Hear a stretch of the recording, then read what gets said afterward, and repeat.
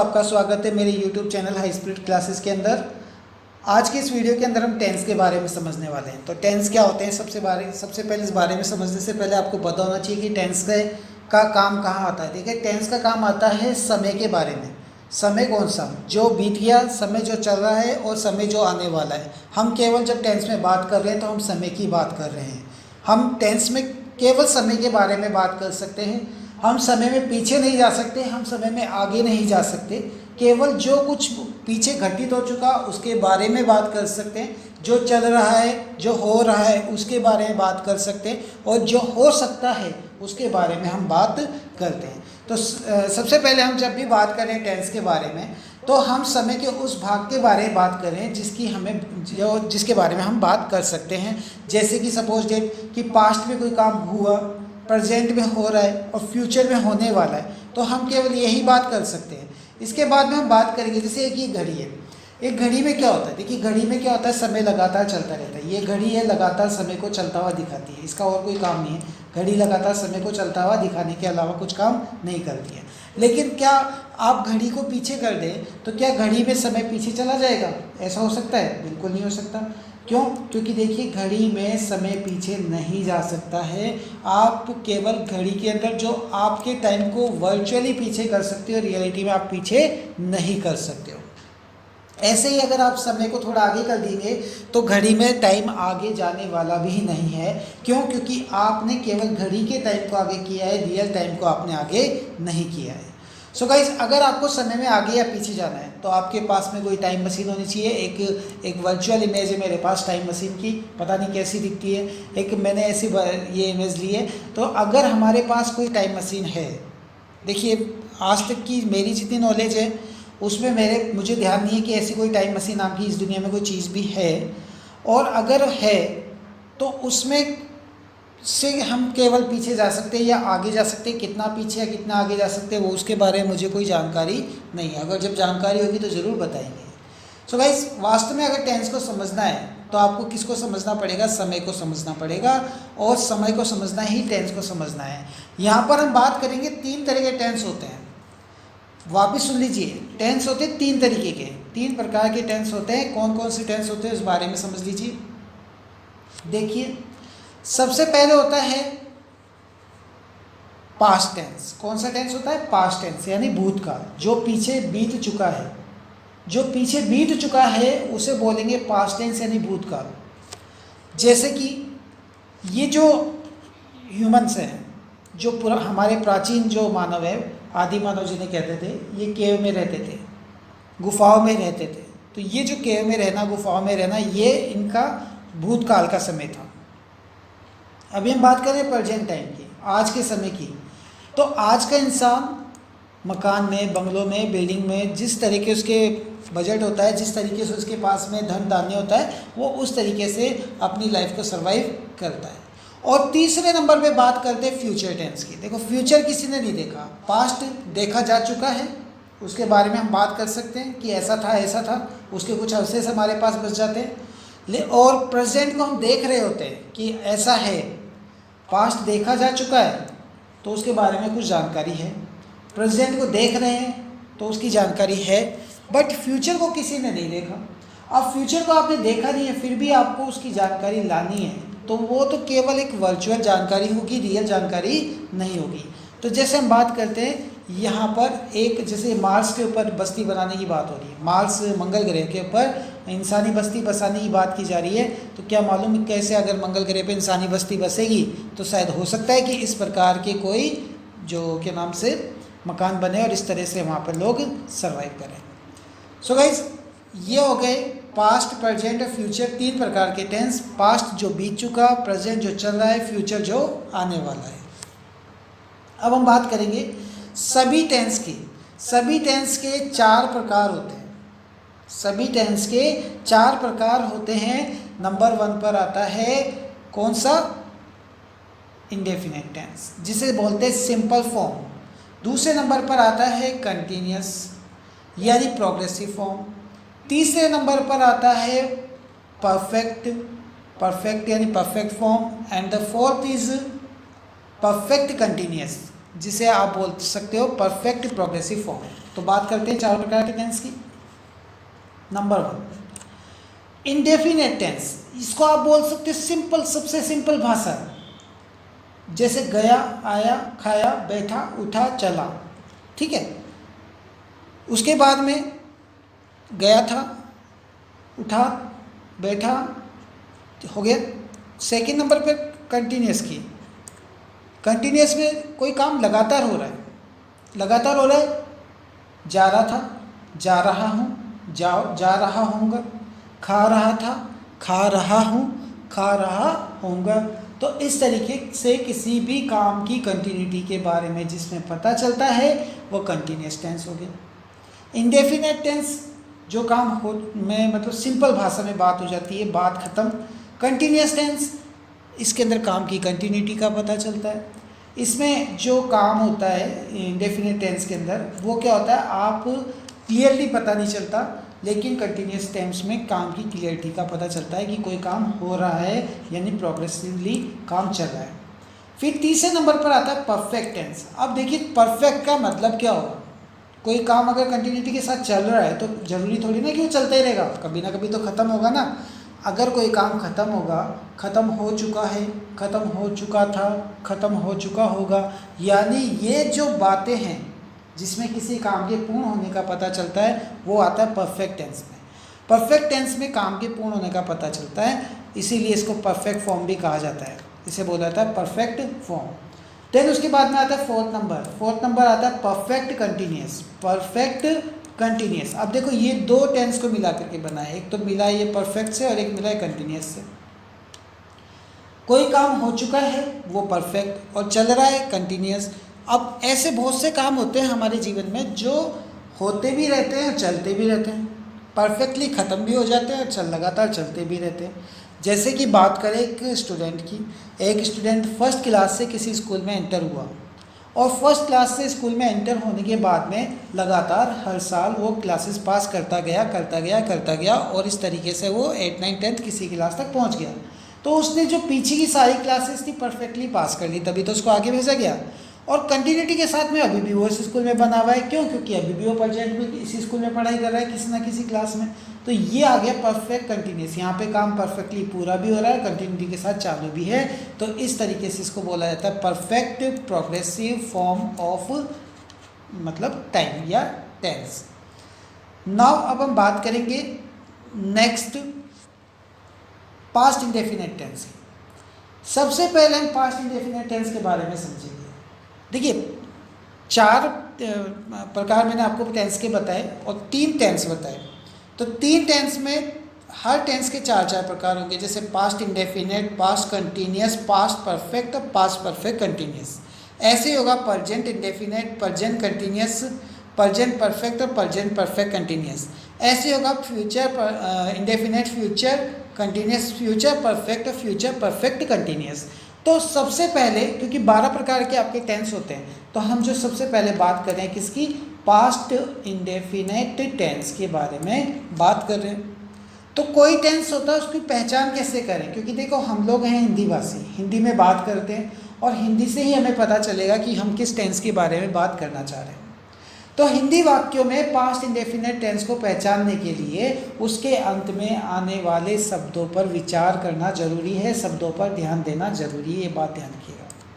अगर आपको पता लगाना है कि कौन सा टेंस है, पास्ट इंडेफिनिट है, फ्यूचर इंडेफिनिट है, प्रेजेंट इंडेफिनिट है, कोई सा भी टेंस हो, तो उसके शब्दों के अंत जो वाक्य होते हैं उनके अंत के शब्दों पर ध्यान देना जरूरी होता है।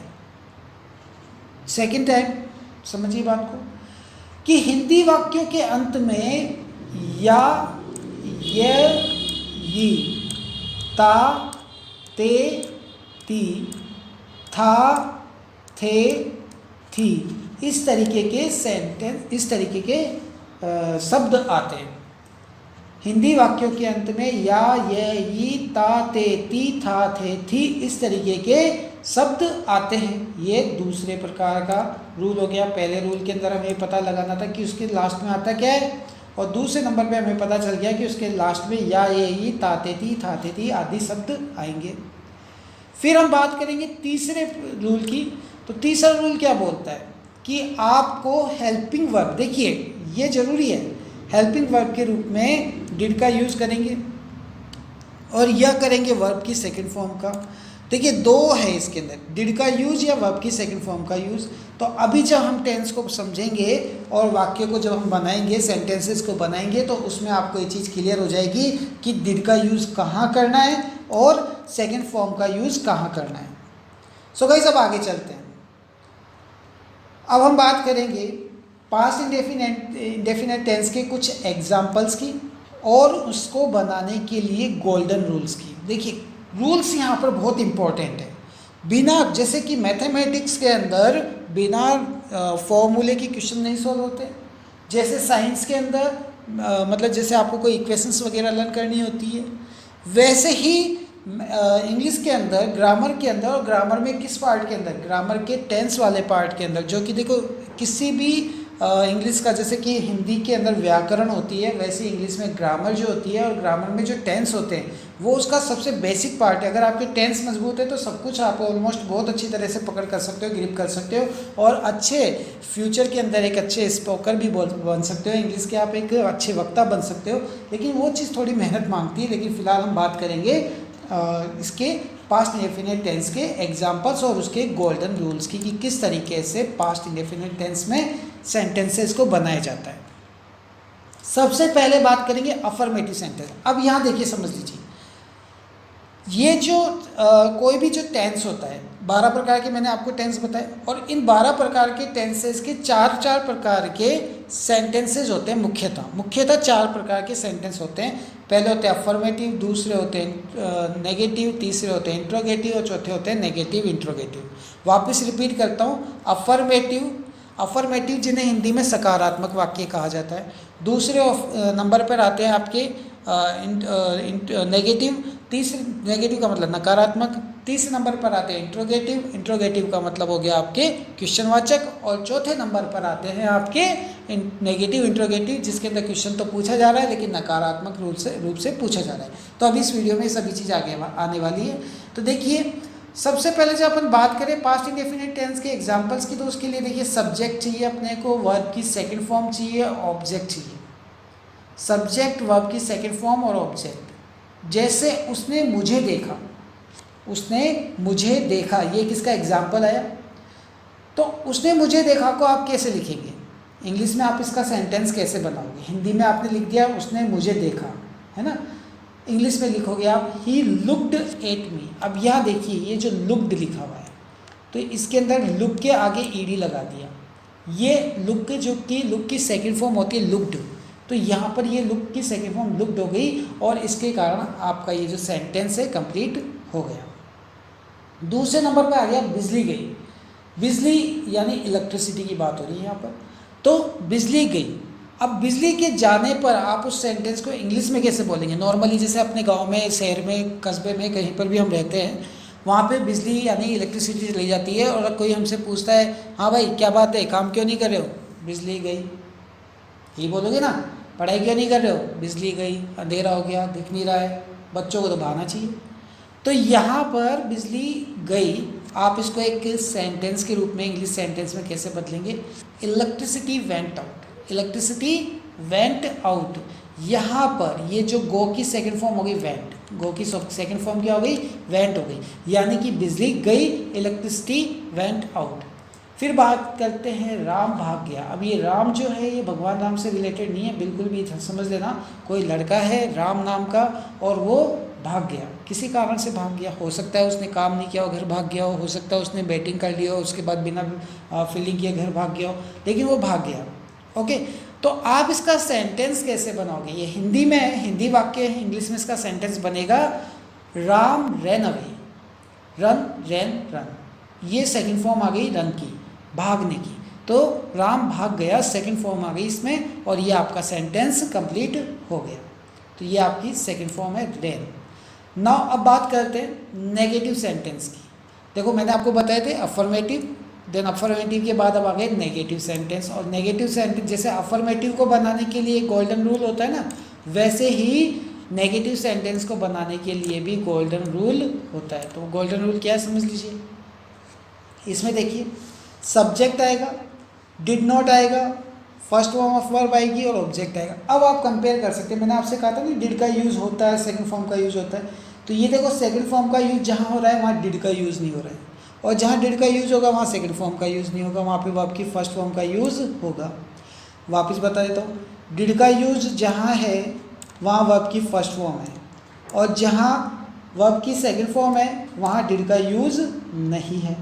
सो गाइस यहाँ एक बात क्लियर हो जाती है कि डिड का यूज़ नेगेटिव सेंटेंस में होने वाला है, अफर्मेटिव सेंटेंस में नहीं होने वाला। सो गाइस अब इसका आप सेंटेंस कैसे बनाएंगे, किस तरीके के आपके पास वाक्य आएंगे वो समझ लीजिए। फॉर एग्जाम्पल हम बात करते हैं कि आज मैं ऑफिस नहीं गया, अपनी इच्छा, कुछ भी काम हो सकता था, बीमार हो सकते थे, मन नहीं था, कुछ भी मान लीजिए, लेकिन आज मैं ऑफिस नहीं गया। सो गाइज यहाँ पर जब हम इसकी इंग्लिश में, क्योंकि हिंदी का वाक्य तो इंग्लिश का सेंटेंस, और जब इंग्लिश में इसका सेंटेंस बनाएंगे और वो भी नेगेटिव सेंटेंस बनाएंगे तो हम लिखेंगे today I did not go to office. Today I did not go to office, इसको डिडंट भी लिख सकते हैं, लेकिन क्योंकि अभी हम इनिशियल फेज में हैं इसलिए इसको पूरा पढ़ लीजिए, today I did not go to office. क्यों नहीं गया, अब वो उसका एक एग्जाम्पल, उसका एक आंसर हमारे पास आ गया कि मैं आज ऑफिस नहीं जाना चाहता था। मैं आज ऑफिस नहीं जाना चाहता था इसलिए मैं ऑफिस नहीं गया, तो उसको हम लिख देंगे today I did not want to go to office. Today I did not want to go to office, आज मैं ऑफिस नहीं जाना चाहता था। सो गाइस अब बात करते हैं इंट्रोगेटिव सेंटेंस की, इंट्रोगेटिव सेंटेंस और उनको बनाने वाले गोल्डन रूल्स की। इसमें एक चीज़ का आपको याद रखने की ज़रूरत है, इंट्रोगेटिव जहाँ पर वर्ड आ जाता है वहाँ पे इंट्रोगेशन, इंट्रोगेशन का मतलब पूछताछ, पूछताछ का मतलब क्वेश्चन मार्क, और यहाँ पर बात हो रही है एक क्वेश्चन मार्क की। इंट्रोगेटिव जो सेंटेंस होंगे उनके लास्ट में आपको हमेशा क्वेश्चन मार्क अप्लाई करना पड़ेगा। अगर आपने क्वेश्चन मार्क अप्लाई नहीं किया तो आपका सेंटेंस गलत हो जाएगा। तो इसका जो गोल्डन रूल है वो समझ लीजिए। गोल्डन रूल है इसका, WH वर्ड होते हैं इसमें। WH वर्ड क्या होते हैं देखो, जैसे कभी भी कोई क्वेश्चन होता है उस पर क्या पूछा जाता है, क्या, क्यों, कैसे, कब, कितने, कहाँ, किस लिए, है ना। तो ये जो होते हैं ये सारे के सारे जो वर्ड्स होते हैं इनको WH वर्ड्स कहते हैं। जैसे क्या, व्हाट, क्यों, वाई, कैसे, हाउ। तो W और H के अंदर मोस्टली सारे वर्ड्स खत्म हो जाते हैं, इसीलिए इनको WH वर्ड्स कहा जाता है। इनके साथ में आप किसका यूज़ करते हो, डिड का यूज़ करते हो। सब्जेक्ट आएगा, सब्जेक्ट के बाद फर्स्ट फॉर्म ऑफ वर्ब आएगी, और उसके बाद ऑब्जेक्ट आएगा, एंड उसके बाद में क्वेश्चन मार्क आएगा। यहाँ आपने एक चीज़ नोटिस की होगी, देखो जहाँ डिड आया वहाँ पे वर्ब की फर्स्ट फॉर्म है। ये आप याद रख लेना कि जहाँ डिड होगा वहाँ पे आपको वर्ब की फर्स्ट फॉर्म ही यूज़ करनी है, सेकंड फॉर्म का यूज़ मत कर लेना कि सर आपने तो बताया था कि वर्ब की सेकंड फॉर्म यूज होती है। वो जहाँ होती है वो होती है अफर्मेटिव सेंटेंस में होती है। इंट्रोगेटिव, नेगेटिव इन सेंटेंस में वर्ब की सेकंड फॉर्म की यूज़ नहीं होती है, केवल अफर्मेटिव सेंटेंस में होती है। अब बात करते हैं, जैसे कि इसका एक एग्जाम्पल है, क्या नरेंद्र मोदी ने स्टेज पर भाषण दिया। तो देख लो भाई, did Narendra Modi deliver speech on the stage, ये इसका आंसर आ गया। क्वेश्चन था, मतलब जो सेंटेंस था हिंदी वाक्य था, क्या नरेंद्र मोदी ने स्टेज पर भाषण दिया, और क्वेश्चन मार्क। तो अब इसका इंग्लिश में जब बनेगा तो डिड से चालू हुआ। अब आप बोलोगे सर यहाँ पे आपने WH वर्ड लिखा हुआ है स्टार्टिंग में, और यहाँ आप चालू कर रहे हो डिड से, तो ये क्या चीज़ होगी। तो मैं आपको बता देना चाहता हूँ, सेंटेंसेज इंग्लिश के अंदर इंट्रोगेटिव सेंटेंस दो प्रकार के होते हैं। एक वो होते हैं जो क्या से चालू होते हैं, याद रखना। एक तो होते हैं क्या से चालू होते हैं, और जिनमें स्टार्टिंग में क्या आ जाएगा और बाद में पूरा सेंटेंस आ जाएगा। और दूसरे वो होते हैं जिनमें स्टार्टिंग में क्या क्यों नहीं आता है, उनमें जो पूछा जाएगा क्यों, कहाँ, कैसे, कब, किस लिए, वो आएगा बीच में, सेंटेंस के कहीं बीच में आएगा। सो गाइस इस चीज़ का आपको याद रखना है कि जब भी क्वेश्चन जो वाचक शब्द है, जो प्रश्नवाचक शब्द है, वो कहीं बीच में आएगा तो आपको उसके अंदर WH वर्ड का यूज़ करना है, और अदरवाइज आपको जो हेल्पिंग वर्ब, चाहे हेल्पिंग वर्ब डिड हो चाहे कोई दूसरी हो, उसी से आपको क्वेश्चन चालू करना है।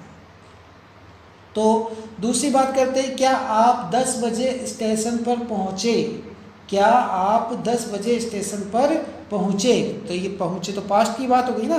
तो इसके अंदर आपसे पूछा गया है, ये क्वेश्चन है, आपसे पूछा जा रहा है कि आप 10 बजे पहुँचे या नहीं पहुँचे, तो अब इसका आपको आंसर देना है। तो इसका आंसर है, आंसर मतलब कि आपको इसका इंग्लिश में जो सेंटेंस बदलना है वो है डिड यू रीच। देखो क्या से चालू हुआ था, इसलिए किससे चालू हो रहा है, डिड से यू चालू हो रहा है। Did you reach station at 10 o'clock। याद रखना जब भी क्या से चालू होगा, डिड से चालू होगा, और उसके बाद में जो है जैसे डिड के बाद में देखो यहाँ पर देखो डिड आ गया, डिड आ गया, डिड के बाद में आ गया सब्जेक्ट, सब्जेक्ट यहाँ पर है यू, तो यू आ गया। First verb of the verb reach आ गई। उसके बाद में बाकी जो कुछ है ऑब्जेक्ट वगैरह सब कुछ वो लास्ट में आ जाता है। तो यहाँ पर आ गया स्टेशन एट 10 o'clock, और लास्ट में लगाना है आपको क्वेश्चन मार्क, तो आपने क्वेश्चन मार्क लगा दिया। तो गाइस इस तरीके से आपने देखा कि इसके अंदर आपने पूरा जब सेंटेंस बनाया तो इस सेंटेंस को बनाते वक्त आपने एक चीज़ का ध्यान दिया कि डिड को सबसे पहले रखा, उसके बाद में आपने सब्जेक्ट रखा, उसके बाद में आपने वर्ब की फर्स्ट फॉर्म रखी, उसके बाद में आपने ऑब्जेक्ट और रिमेनिंग जितना पार्ट रखा, और लास्ट में आपने रखा क्वेश्चन मार्क। सो गाइस अब आगे बात करेंगे हम। अब हम बात करेंगे नेगेटिव इंट्रोगेटिव सेंटेंस की। ये चौथा टाइप है सेंटेंस का। मैंने आपको बताया था कि 4 तरीके के सेंटेंसेज होते हैं, तो ये 4th टाइप का सेंटेंस है जो कि हम बनाने वाले। इसका जो बनाने का गोल्डन रूल है वो है क्या कि सबसे पहले वही WH वर्ड अगर आता है तो WH वर्ड यूज़ करना है, उसके बाद में डिड, उसके बाद में सब्जेक्ट, उसके बाद में नोट। अब यहाँ देखो क्योंकि नेगेटिव है, देखो इंट्रोगेटिव और नेगेटिव इंट्रोगेटिव में केवल एक छोटा सा डिफरेंस है कि इंट्रोगेटिव जो सेंटेंस होते हैं उसमें डिड के बाद क्या आ जाता है, सब्जेक्ट आ जाता है, जबकि इंट्रोगेटिव नेगेटिव में डिड के बाद सब्जेक्ट के बाद आ जाता है क्या नाम से फर्स्ट फॉर्म ऑफ वर्ब आ जाती है, जबकि नेगेटिव इंट्रोगेटिव के अंदर सब्जेक्ट के बाद में क्या आ जाता है, नोट आ जाता है। यहाँ सब्जेक्ट के बाद नोट नहीं था और यहाँ पर सब्जेक्ट के बाद में नोट आ गया। सो गाइस इस चीज़ का आपको विशेष रूप से ध्यान रखना है कि जब भी नेगेटिव हो, इंट्रोगेटिव हो, तो आपको सबसे पहले जो सब्जेक्ट है, सब्जेक्ट के बाद में क्या लगाना पड़ेगा, नोट लगाना पड़ेगा, और बाकी का रूल जो है वो इंट्रोगेटिव सेंटेंस वाला ही इसमें अप्लाई होने वाला है। तो इसके एक एग्जाम्पल की बात कर लेते हैं। एग्जाम्पल है लड़के आज मैदान में फुटबॉल क्यों नहीं खेल रहे। अब देखो मैंने क्यों पे टिक किया है, इसका मतलब क्या हो गया। मैंने अभी 2 मिनट पहले ही आपको बताया था कि अगर सेंटेंस क्या से चालू होता है तो डिड यानी हेल्पिंग वर्ब को यूज़ भी करेंगे सबसे पहले, और अगर सेंटेंस क्या से चालू नहीं होता है, बीच में कहीं पे प्रश्नवाचक शब्द आ जाता है, तो प्रश्नवाचक शब्द यहाँ पर है क्यों। तो क्यों अगर बीच में आ गया है तो इसका मतलब क्या हो चुका है कि अब ये सेंटेंस डिड से चालू नहीं होने वाला है, ये किससे चालू होगा, WH वर्ड से चालू होगा। तो गाइस इसमें आपको एक चीज़ का ध्यान देना है कि अब इस सेंटेंस को आप किससे चालू करेंगे, WH वर्ड से। और क्यों के लिए, क्यों को इंग्लिश में क्या बोलते हैं, वाई, तो वाई इसका W वर्ड हो गया, W वर्ड आ जाएगा वाई। तो अब इसको चालू करते हैं सेंटेंस को, तो सेंटेंस है वाई, फिर आगे देखो पहले आगे WH वर्ड वाई आ गया, देन आगे डिड, ये आगे डिड आ गया आपके पास, फिर है सब्जेक्ट, सब्जेक्ट आ गया बॉयज़ आ गया, फिर आ गया नोट, सब्जेक्ट के बाद नोट लिखना है आपको, फिर आपकी फर्स्ट फॉर्म, वर्ब की फर्स्ट फॉर्म आपके पास है प्ले, और फिर उसके बाद है object football in the field, और लास्ट में क्वेश्चन मार्क, ये आ गया आपका क्वेश्चन मार्क। सो गाइस इस तरीके से आपने इस सेंटेंस को कंप्लीट कर लिया। तो आपको हमेशा ध्यान रखना है कि जब भी सेंटेंस बनाएं जो आपको रूल है, देखिए ये जो रूल है, गोल्डन रूल जिनको मैं लिख रहा हूँ, ये बहुत ज़रूरी है। अगर आपको क्या रूल से याद है तो आप आसानी से सेंटेंस बना सकते हैं। तो एक काम आपको करना है, क्योंकि आप जब इस वीडियो को देख रहे हैं और अभी तक जितना देख लिया और अब आगे बाद में जितना देखेंगे, तो आपको करना क्या है कि एक कॉपी और एक पेन साथ में लेकर बैठिए, और जो जितने भी रूल्स वगैरह हैं इनको आप लिखते रहिए, और ये जो एग्जाम्पल्स हैं आप इनको भी लिखिए, जिससे कि आपकी प्रैक्टिस हो जाएगी। और फिर आप क्या है खुद एग्जाम्पल्स बनाइए और उनको लिखिए, खुद एग्जाम्पल्स बना करके लिखिए, और उनको इस जो ये आपके पास में रूल्स हैं इनके अकॉर्डिंग फॉलो करके बनाइए। तो इस तरह से आपकी जो ग्रामेटिकल पार्ट के जो टेंसेस हैं कंप्लीट होते जाएंगे। अब हम बात करने वाले हैं किसकी, हम बात करेंगे पास्ट कंटिन्यूस टेंस की। देखो पास्ट कंटिन्यूस मतलब कोई काम कंटिन्यूटी के साथ में हो रहा है, यानी कंटिन्यूटी के साथ चल रहा है, उसे बोलेंगे कंटिन्यूस टेंस। और पास्ट में कोई काम कंटिन्यूटी के साथ हो रहा था, ठीक है, तो रहा था वर्ड जहाँ पे आ जाएगा, रहा था, रहे थे, रही थी, तो वो कंटिन्यूस टेंस को रिप्रेजेंट करता है। तो देखिए ये दूसरा टेंस है, पास्ट टेंस का मतलब पास्ट कंटिन्यूस जो है इसका दूसरा मतलब पार्ट है इसका टेंस का। पास्ट टेंस का। और इसके अंदर इस टेंस से हमें ये पता चलता है कि पास्ट में कोई काम लगातार चल रहा था, मतलब कि उसमें काम ख़त्म नहीं हुआ था, उसमें काम चालू नहीं हुआ था, वो कोई भी काम था वो कंटिन्यूटी के साथ में उस समय चालू था जिस समय की हम बात कर रहे हैं। हिंदी वाक्यों की अगर आपको पहचान करनी है कि भैया हिंदी वाक्यों में कैसे पता चलेगा कि कौन सा टेंस है, पास्ट कंटिन्यूअस टेंस है या नहीं है, तो वाक्यों के अंत के जो शब्द है उन पर आपको जरूर से नज़र डालनी होगी। देखिए अंत में क्या क्या आता है, देखिए यहाँ पर वाक्यों के अंत में रहा था, रही थी, रहे थे, इस तरीके के शब्द आएंगे। वापस रिपीट कर देता हूँ मैं कौन कौन से शब्द आएंगे, आपको देखते ही पता चल जाएगा कि ये था वर्ड आ गया। देखो था तो मतलब पास्ट में होगी बात, और रहा, रहे, रही, रहा, रही, रहे, बस इतना पता चल जाता है कि रहा यानी कंटिन्यूटी का, और थे, था, थी ये पास्ट हो गया, तो ये पास्ट कंटिन्यूअस टेंस बन गया। इस तरीके से आप इस सब हिंदी वाक्यों को पहचान सकते हो कि ये टेंस पास्ट टेंस है, और पास्ट में फिर परफेक्ट है या इंडेफिनेट है या कंटिन्यूअस है या परफेक्ट कंटिन्यूअस है, तो उसके बारे में आपको पता चल जाएगा।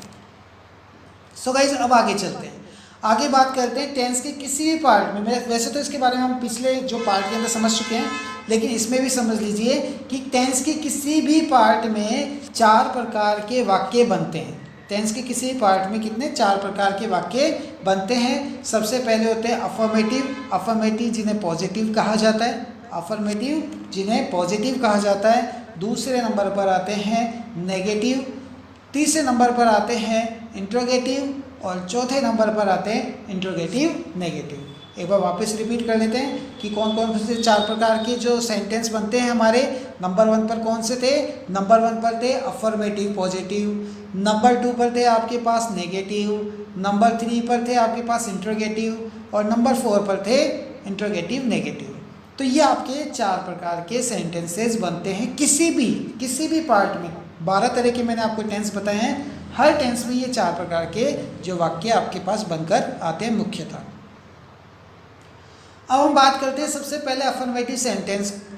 अब अफर्मेटिव सेंटेंस को हिंदी में बोलते हैं सकारात्मक। सकारात्मक का मतलब पॉजिटिव, सकारात्मक का मतलब होता है पॉजिटिव, जिसमें आपको काम की पॉजिटिविटी का पता चलता है। तो यहाँ पर अगर आपको कोई अफर्मेटिव सेंटेंस बनाना है तो उसके लिए जो गोल्डन रूल है वो है कि सबसे पहले आएगा सब्जेक्ट के पास। अब देखियो यहाँ पर वाज एंड वर ये चीज़ आ गई है। इसका मतलब क्या हुआ कि ये हेल्पिंग वर्ब है, और ये हेल्पिंग वर्ब है किसके लिए, पास्ट कंटिन्यूअस के लिए। पास्ट कंटिन्यूअस जब भी आप यूज़ करोगे तो उसमें आपको हेल्पिंग वर्ब यूज़ करनी है, वाज और वर। इसके अलावा इसमें वर्ब की फर्स्ट फॉर्म आएगी, वर्ब की फर्स्ट फॉर्म के साथ आईएनजी का यूज होगा, और साथ में एक ऑब्जेक्ट, और ऑब्जेक्ट के बाद में बाकी बचा हुआ जो भी कुछ पार्ट होता है वो सब कुछ। तो इस तरीके से आपका ये पूरा सेंटेंस बनता है। एक बार रिपीट कर लेते हैं सेंटेंस कैसे बनता है। सबसे पहले आपके पास होगा सब्जेक्ट के बाद होगी 2 तरह की वर्ब्स, एक होगी वाज, दूसरी होगी वर, फिर उसके बाद में आपके पास होगी वर्ब की फर्स्ट फॉर्म, उसके साथ आईएनजी, और लास्ट में ऑब्जेक्ट, और आपका ये पूरा सेंटेंस कंप्लीट हो जाएगा। यहाँ एक चीज़ ज़रूरी है कि 2 तरह की वर्ब्स की बात हो रही है, एक वाज है एक वर है। वाज है वर है, तो वाज क्या है और वर क्या है वो समझ लीजिए। वाज का यूज़ तो कहाँ कहाँ करना है आपको, जैसे आपके पास है ही, सी, इट और आई। ही, सी, इट, आई, इन सब के साथ में आप यूज़ करोगे वाज का। ही, सी, इट एंड आई के साथ में यूज़ करोगे वाज का, और साथ में ये भी याद रखना एक वचन सिंगुलर, जिसे इंग्लिश में बोलते हैं सिंगुलर। तो ही, सी, इट, आई या सिंगुलर, इन सब के साथ में आप किसका यूज़ करोगे, वाज का यूज़ करोगे। रिपीट कर लेते हैं, ही, सी, इट, आई, एक वचन, इन सब के साथ यूज करेंगे वाज का। तो आप इस तरीके से जब भी सेंटेंस बनाओगे तो वह लड़का, वह लड़की, वह कोई सामान, कोई चीज़, कोई जानवर, आई यानी मैं, और कोई सिंगुलर, राम, श्याम, सीता, गीता, इन सब के साथ में आपको यूज़ करना है वाज का। और जब आप बात करेंगे वर की, तो वर बसता है वी, यू, दे और बहुवचन। वी, यू, दे, वे बहुवचन यानी प्लूरल्स के साथ में आप यूज़ करोगे वर का। दो तरीके है आपके पास में, एक वाज है और एक वर है। दो हेल्पिंग वर्ब है। हेल्पिंग वर्ब वाज का यूज़ करना है आपको ही, सी, इट, आई और एक वचन के साथ यानी सिंगुलर के साथ में, और वर का यूज़ करना है वी, यू, दे बहुवचन और प्लूरल के साथ में। ठीक है, तो इस तरीके से ये वर्ब की फर्स्ट फॉर्म का आप यूज़ करते हैं। साथ में इसमें आईएनजी का यूज़ करते हैं। वर्ब की फर्स्ट फॉर्म के साथ में किसका यूज़ करते हैं आप? आईएनजी का यूज़ करते हैं। उसके बाद में बात करते हैं, जैसे मैं अपना काम कर रहा था। अब ये एक सेंटेंस आ गया कि मैं अपना काम कर रहा था, तो इसके अंदर देखिए आई मैं हो गया, आई के साथ में मैंने आपको बताया था वॉज का यूज़ होता है, तो आई वॉज। अब वर्ब की फर्स्ट फॉर्म आनी चाहिए। वर्ब की फर्स्ट फॉर्म है डू और उसके साथ में आईएनजी आएगा, तो वर्ब की first form plus ING doing, फिर किसका? अपना यानी माई, और क्या कर रहा था? काम। वर्क यहाँ पर ये हो गया। तो इस तरीके से आपने जब ये सेंटेंस बनाया तो इसके जो गोल्डन रूल को आपने फॉलो किया, और गोल्डन रूल को फॉलो करके सिंपली ये सेंटेंस बन गया कि मैं अपना काम कर रहा था, I was doing my work. वे नाश्ता कर रहे थे, वे नाश्ता कर रहे थे। पास्ट में ये काम कंटिन्यूटी में हो रहा है। जिस समय जैसे आपसे किसी ने पूछा कि भाई तुम जब उनके घर गए तो वो क्या कर रहे थे, तो आप बोलोगे कि वे नाश्ता कर रहे थे। तो उसका आंसर आप इंग्लिश में कैसे दोगे? इंग्लिश में सेंटेंस कैसे बनाओगे? They were taking their breakfast. They were taking their breakfast. They, वे, है ना। वे के साथ में मैंने आपको बताया जहाँ दे आ जाएगा वहाँ पे वर का यूज़ करना है, तो आपने दे के साथ वर का यूज़ किया। अब टेक यानी होता खाना या लेना, करना, तो आईएनजी लग गई उसके साथ में, तो वर्ब की फर्स्ट फॉर्म के साथ आईएनजी जुड़ गई, तो टेकिंग। तो यहाँ पे आपके पास बन गया टेकिंग देयर ब्रेकफास्ट। इस तरीके से स्टूडेंट्स उन्होंने अपना जो सेंटेंस है इसको कंप्लीट कर लिया है। नाउ अब बात करेंगे हम क्रिकेट खेल रहे थे। हम क्रिकेट खेल रहे थे। अब इसमें बहुत सारे बच्चों की बात आ गई है, प्लूरल की बात आ चुकी है, साथ में खेल रहे थे मतलब कोई काम कंटिन्यू के साथ चल रहा था। तो जब मैंने आपसे बताया था कि बहुत सारे हो जाते हैं यानी बहुवचन, बहुवचन यानी प्लूरल, प्लूरल के साथ में किसका यूज करते हैं? वर्ब का। तो यहाँ पे वी हो गए क्योंकि हम के लिए तो वी का यूज होगा, वैसे भी हम प्लूरल ही होता है, तो हम यानी वी, और वी के साथ वर्ब का यूज करेंगे, वी वर।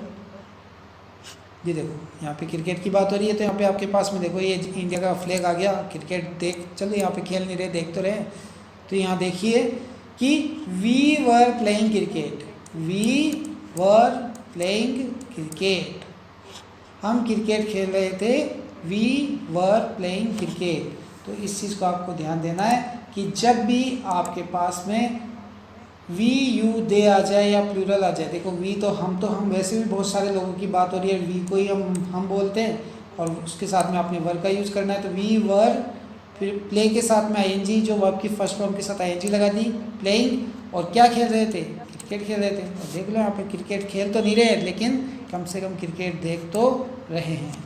नेक्स्ट हम बात करते हैं नेगेटिव सेंटेंस की। नेगेटिव का मतलब हो गया, देखो नेगेटिव यानी नकारात्मक, नेगेटिव सोच, नकारात्मक सोच, वर्ड सुना होगा आपने, बहुत नेगेटिविटी फैलाता है, नकारात्मक बातें करता है ना।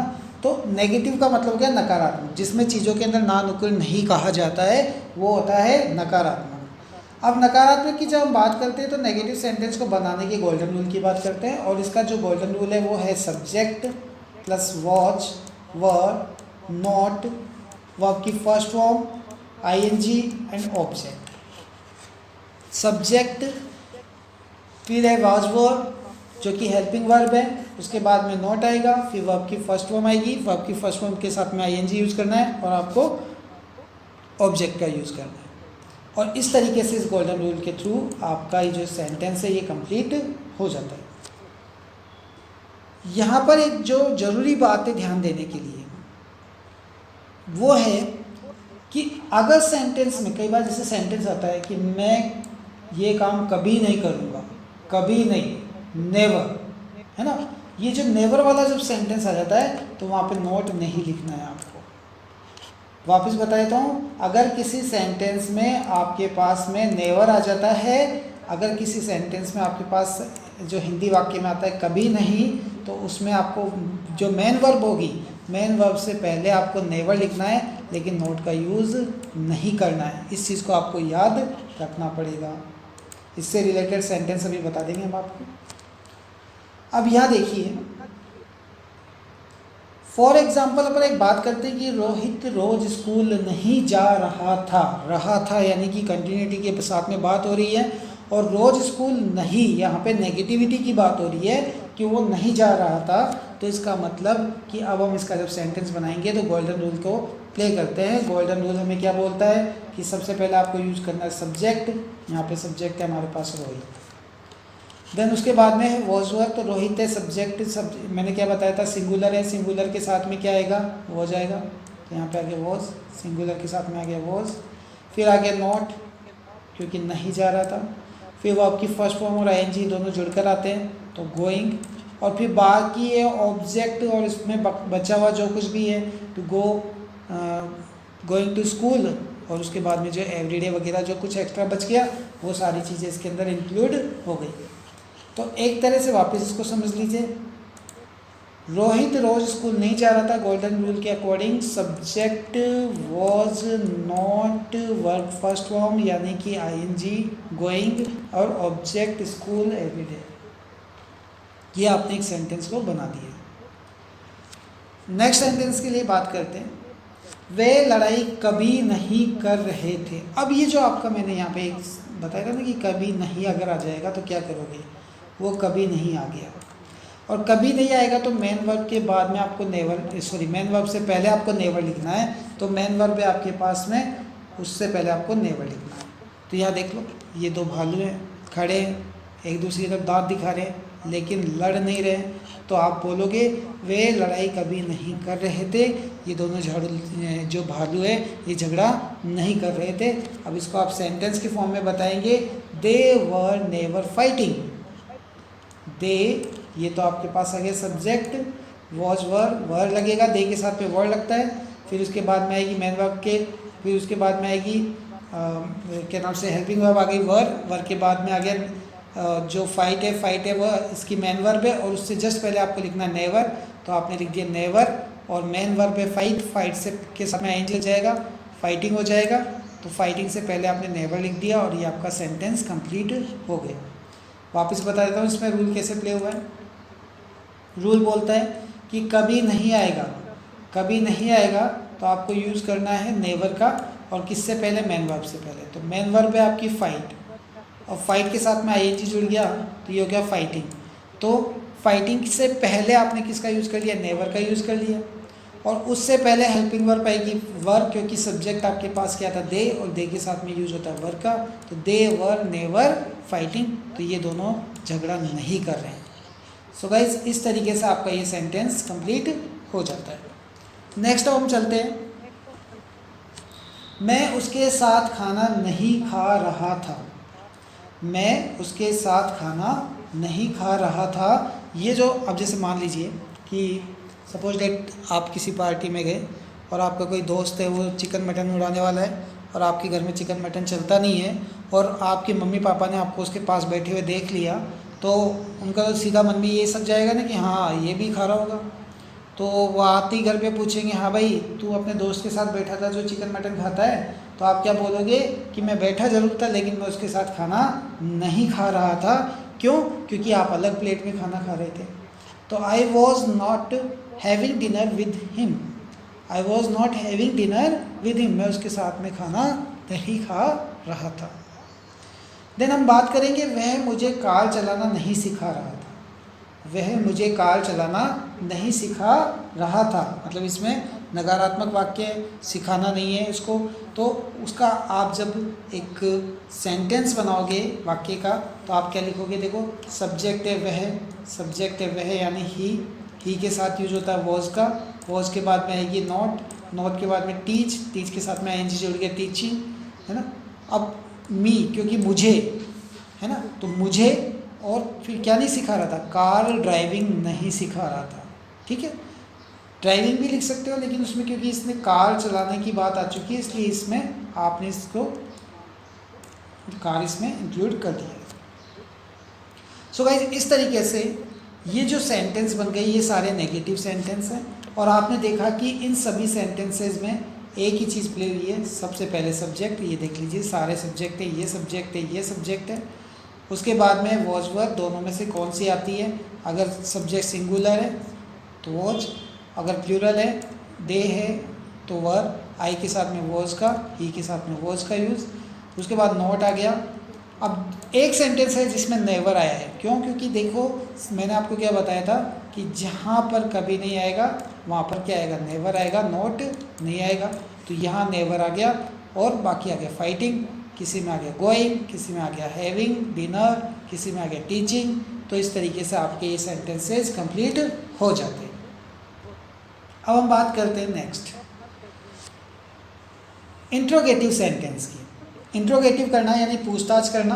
पुलिस वाले पकड़ते हैं, इंट्रोगेट करते हैं, तो इंट्रोगेट करने का मतलब तो पूछताछ ही करते हैं। और पूछताछ में हो गया प्रश्नवाचक वाक्य, जिसमें बातचीत में क्वेश्चन पूछे जाते हैं, वो गए प्रश्नवाचक वाक्य।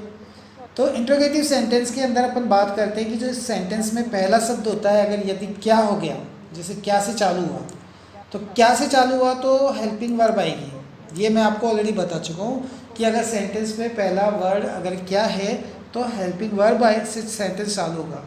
और यदि वाक्य के बीच में कहीं पे प्रश्नवाचक शब्द आ जाता है तो WH वर्ड से, why, which, where, who, how, इनसे जो सेंटेंस है वो चालू होगा। तो ये ऑलरेडी हम चीज़ ये समझ चुके हैं, तो इस पर बार बार इतना ज़्यादा ध्यान देने की ज़रूरत नहीं है।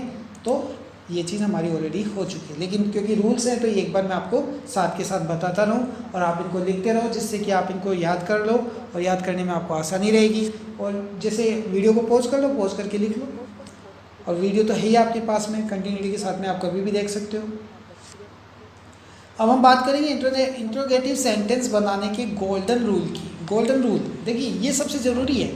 अगर रूल है तो ठीक है, और गोल्डन रूल इसलिए बोल रहा हूँ क्योंकि उस रूल से वो सेंटेंस इतनी आसानी से बन जाएंगे कि आप उन्हें कभी भी और कहीं भी बना सकते हो। इस तरीके से बना सकते हो, इस तरीके से सीख सकते हो कि आपसे अगर कोई दूसरा सीखना चाहे तो आप उसे सिखा भी सकते हो।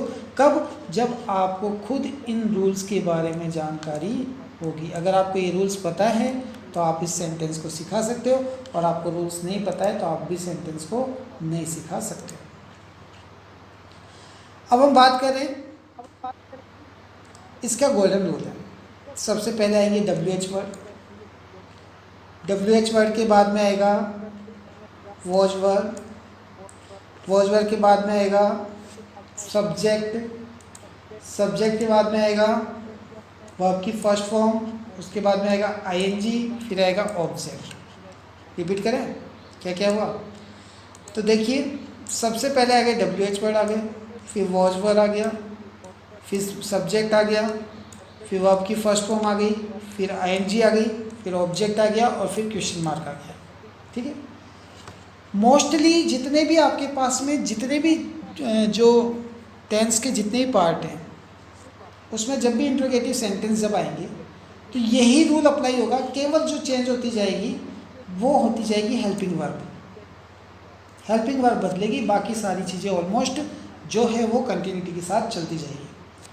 अब हम बात करते हैं इंट्रोगेटिव सेंटेंस के अंत में ये ज़रूरी है। देखो ये सबसे इम्पोर्टेंट है इसका क्वेश्चन मार्क। मैंने आपको पहले भी बताया है कि अगर आपने क्वेश्चन मार्क नहीं लगाया तो इसका मतलब आपने क्या किया, अब पूरा सेंटेंस बना दिया, लेकिन पूरा सेंटेंस बनाकर भी आपने उसको गलत कर दिया। क्यों? क्योंकि आपने क्वेश्चन मार्क नहीं लगाया। भाई क्वेश्चन पूछा जाए तो क्वेश्चन मार्क लगना चाहिए ना। अब उसके बाद बात करेंगे हेल्पिंग वर्ब्स की। हेल्पिंग वर्ब से चालू होने वाले जब सेंटेंस होते हैं वो हम बनाते हैं। तो पहला जैसे मैंने बोला कि हेल्पिंग वर्ब कब आगे आएगी, जब क्या से सेंटेंस चालू होगा। क्या से सेंटेंस चालू हो रहा है, क्या तुम्हारा फ़ोन चार्ज हो रहा था। देखो भाई ये और क्या मॉडर्न तरीका है भाई फ़ोन चार्ज करने का। तो ये एक चार्जर है और इसके अंदर फ़ोन लगा दिया और फ़ोन चार्ज हो रहा है फर्स्ट क्लास। देखो दोनों काम कर रहा है, ये एज ए चार्जर का भी काम कर रहा है और एज ए वो फ़ोन है फ़ोन होल्डर की तरह भी काम कर रहा है। तो ये आपके पास में एक फ़ोन होल्डर प्लस चार्जर जो भी है, हम तो चलो इसको इसमें ही देख लेते हैं। तो इस पे बोला गया कि क्या तुम्हारा फ़ोन चार्ज हो रहा था। अब ये क्यों बोला गया, मान लीजिए कि किसी ने जाते जाते किसी का जो फ़ोन था उसको हटा दिया चार्जर पे से और अपना फ़ोन लगा दिया, और फिर बड़ा मासूम बन जाता है, अरे यार सॉरी यार मेरे को पता नहीं था कि तेरा फ़ोन चार्ज हो रहा है, मुझे पता होता तो मैं हटाता थोड़ी ना। तो वही वाली चीज़ है यहाँ पर, अपना फ़ोन लगा दिया चार्जिंग में। चलो, वॉज योर फ़ोन चार्जिंग। अब इसमें देखो मैंने क्या कहा था, WH वर्ड तो आएगा, लेकिन अगर WH वर्ड नहीं है तो उसके पहले क्या आती है, हेल्पिंग वर्ब आ जाती है, और हेल्पिंग वर्ब है तो वॉज आ गई। अब वॉज क्यों आ रही है, क्योंकि यू योर वगैरह के साथ में भाई से यहाँ पे यू जो है वो एक ही बंदे की बात हो रही है ना यहाँ पर। तो वॉज योर फ़ोन चार्जिंग, क्या तुम्हारा फ़ोन चार्ज हो रहा था। ये ध्यान रखना कि एक के लिए योर लगता है, बहुत सारों के लिए भी योर लगता है, लेकिन जब एक वाले की बात हो रही होती है तो वॉज लगेगा, और बहुत सारे लोगों की बात हो रही है तो वर लगेगा। देन अगला सेंटेंस लेते हैं, क्या मोहित गाना गा रहा था। वो तो मोहित ही जाता है भाई। क्या मोहित गाना गा रहा था, सेंटेंस क्या से चालू हो रहा है। क्या से अगर सेंटेंस चालू होता है तो इसमें आपको जो सेंटेंस, क्योंकि ये हिंदी वाक्य तो इंग्लिश में आपको वही है WH वर्ड से चालू करना होता है, लेकिन उससे पहले अगर WH वर्ड नहीं होते तो वॉज वर्ड से चालू करना होता है। अब यहाँ पे वॉज से चालू हो गया, क्यों, क्योंकि WH वर्ड कहीं पे बीच में आया नहीं है। उसके बाद में आपने लिख दिया सब्जेक्ट, सब्जेक्ट है मोहित। उसके बाद में आपकी फर्स्ट फॉर्म प्लस ING यानी सिंग, सिंग के साथ ING सिंगिंग, और उसके बाद में ऑब्जेक्ट, ऑब्जेक्ट है सॉन्ग। तो इस तरीके से आपने देखा कि यहाँ पर क्या मोहित गाना गा रहा था, यस। अब जो भी है, was Mohit singing a song. अब यस नो है, क्योंकि देखो इसमें आंसर जो होता है ना, इस तरह के जो सेंटेंस होते हैं इनके अंदर आंसर जो होता है यस और नो में निकलता है। बहुत आसान तरीका है इनको पहचानने का। या तो आंसर यस में ख़त्म हो जाएगा या नो में ख़त्म हो जाएगा। क्या तुम्हारा फ़ोन चार्ज हो रहा था, अगर हो रहा था तो आप बोल दोगे यस, नहीं हो रहा था तो नो। मोहित गाना गा रहा था, अब आपको एक्सप्लेन नहीं करना है, आपको सिंपल बोलना नहीं या हाँ। तो ये इस तरीके से आपके सेंटेंसेस इसमें आते हैं। अब हम बात करें WH वर्ड्स की। तो WH वर्ड से चालू होने वाले जो सेंटेंस है उसके बारे में समझ लेते हैं। अभी यही क्वेश्चन था, क्या तुम्हारा फ़ोन चार्ज हो रहा था, और इसको थोड़ा सा इसको थोड़ा घुमा दिख के लिख दिया, तुम्हारा फ़ोन चार्ज हो रहा था, सब कुछ वैसा का वैसा है। क्या की जगह कहाँ कर दिया, और कहाँ कहीं बीच में डाल दिया। मैंने कहा ना कि हिंदी वाक्य के बीच में कहीं भी अगर प्रश्नवाचक वाक्य शब्द आ जाए तो आपको करना क्या होता है कि हमेशा चालू करना होता है WH वर्ड से। अब कहाँ तो आता है वेयर, और वेयर आ जाएगा तो सबसे पहले WH वर्ड से चालू होगा, यानी वेयर से चालू होगा। तो आप लिखोगे where was your phone charging, क्योंकि WH वर्ड आ गया वेयर, उसके बाद में आ गया वॉच, ये आ गया, उसके बाद में योर यानी आपका फ़ोन, और उसके बाद चार्जिंग, वो ING लग गई चार्ज के साथ में। तो इस तरीके से आपने देखा कि यहाँ पर ये जो सेंटेंस कंप्लीट हो जाता है। इसका एक और एग्जांपल लेते हैं। हर्षित अमेरिका क्यों जा रहा था।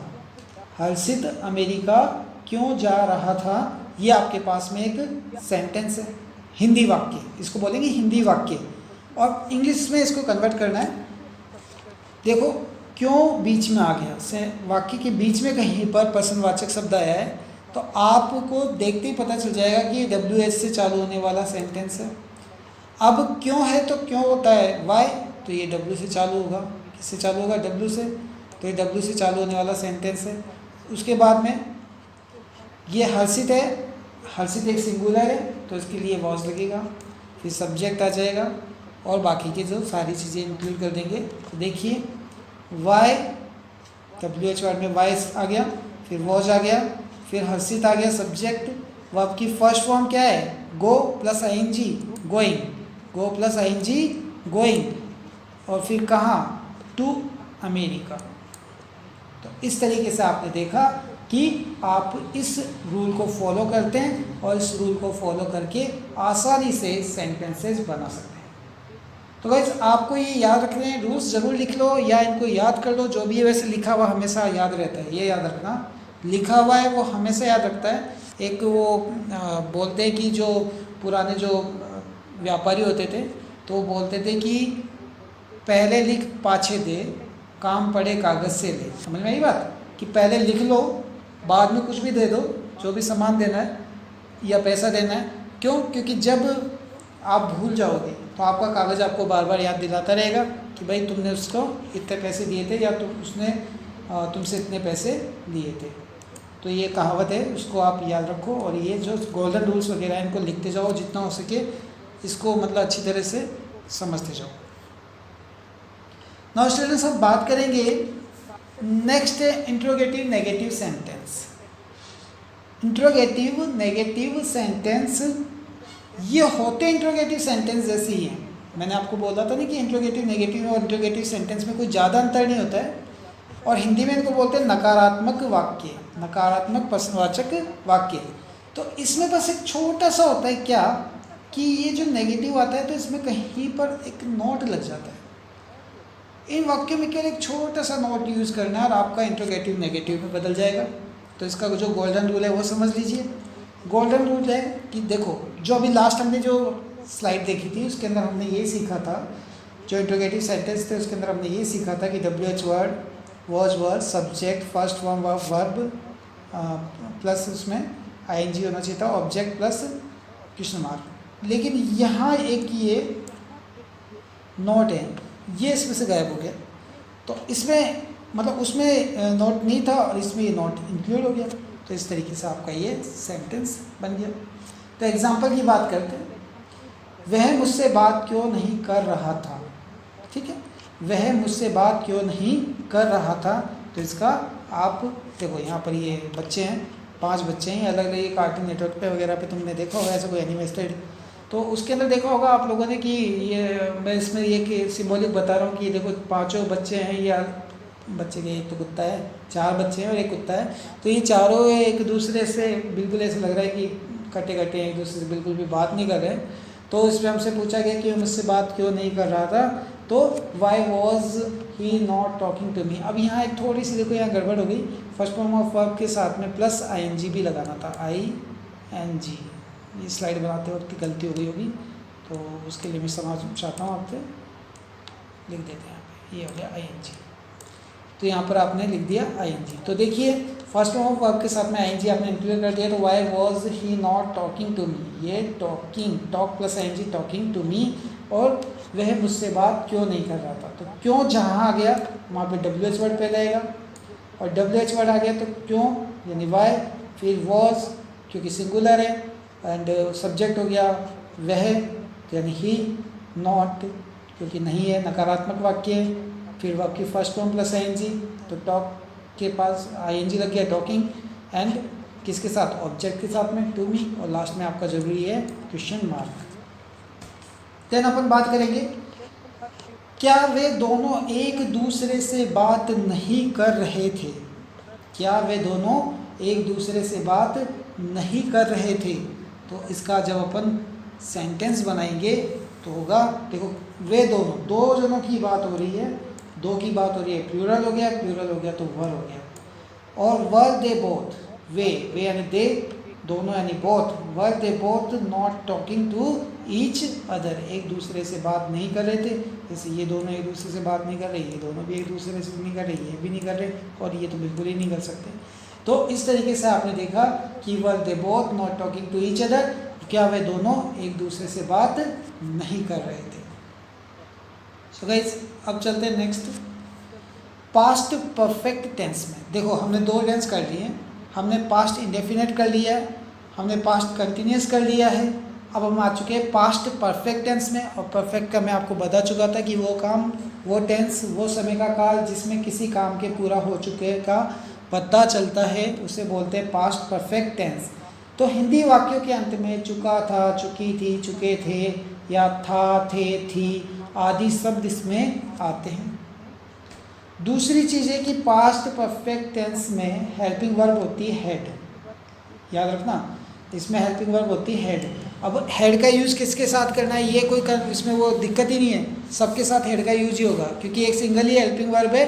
तो चाहे वो सिंगुलर हो, चाहे प्लूरल हो, चाहे ही, सी, इट, नेम हो, चाहे आई, वी, दे हो, सबके साथ में यानी सभी तरह के जितने भी सब्जेक्ट्स होंगे उन सबके साथ में हेड का यूज़ होने वाला है।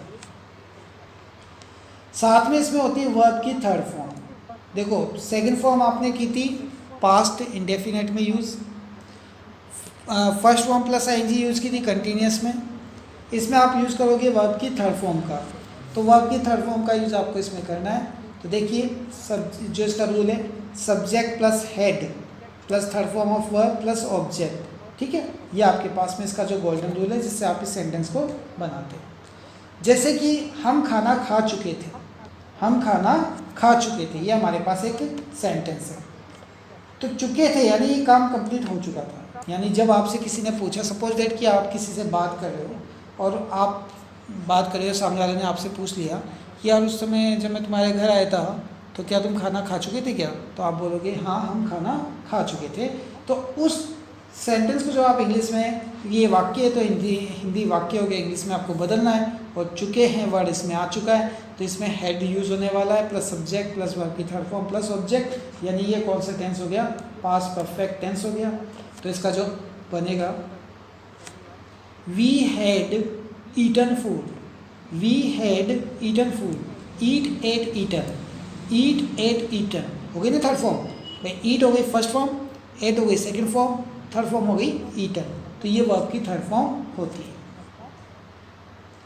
इसमें एक चीज़ आपको ध्यान देने की ज़रूरत है कि अगर पास्ट में दो कार्य लगातार समाप्त हुआ, भाई एक काम तो हो गया और दूसरा काम भी हो चुका, मतलब जैसे कई बार ऐसे दो काम या तीन काम होते हैं जो पीछे ख़त्म हो चुके होते हैं और आप उनको एक साथ बता रहे हो, तो उस समय पर आपको सब्जेक्ट प्लस हेड प्लस लगा करके, सब्जेक्ट प्लस हेड लगा करके वर्ब की थर्ड फॉर्म लगाते हैं। वो तो काम करना होता है आपको पहले कार्य के बताने के लिए।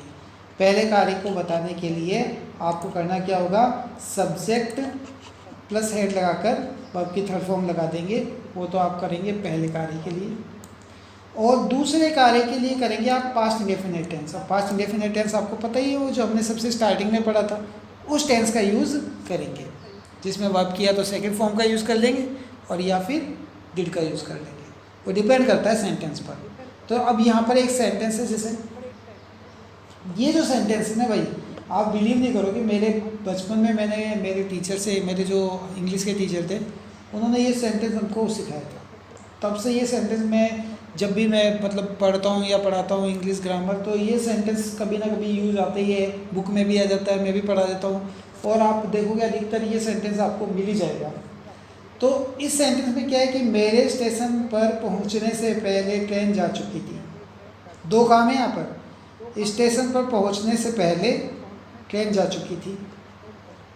तो स्टेशन पर पहुँचने से पहले ट्रेन जा चुकी थी, तो आप इसको कैसे बदलेंगे, देखिए जो रूल है उस रूल को फॉलो करेंगे। ये देखो, या ये लड़की स्टेशन पर पहुंची है और उससे पहले ट्रेन जा चुकी है, तो इस लड़की ने बोला होगा ये कि मेरे स्टेशन पर पहुंचने से पहले ट्रेन जा चुकी थी। The train had left, the train had left before I reach the station. यहाँ देखो आप, पहले कार्य को बताने के लिए सब्जेक्ट प्लस हेड, तो द ट्रेन, सब्जेक्ट ट्रेन हो गया, हेड और उसके बाद वर्ब की थर्ड फॉर्म लेफ्ट।